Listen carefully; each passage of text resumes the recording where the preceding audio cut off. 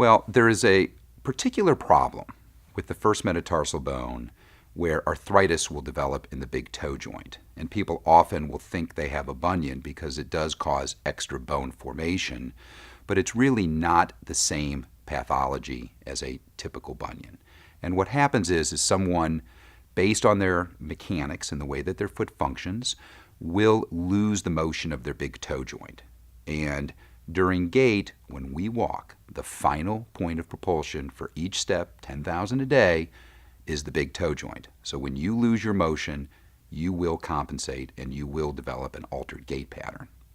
I take this condition very seriously, and what we do when evaluating this is understanding the degree of the deformity. And generally, this starts off with just reduced motion with no changes to the bone or bone spurs, and gradually over the years, bone spurs form, the motion is lost in the joint, arthritis develops.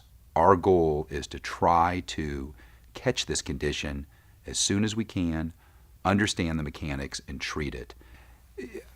I think in looking at a structural deformity around the big toe joint, if you have pain when you bend your big toe joint, that needs to be evaluated, because the earlier we understand the pain, the better chance we have of solving the problem, and what always is my goal is saving the joint.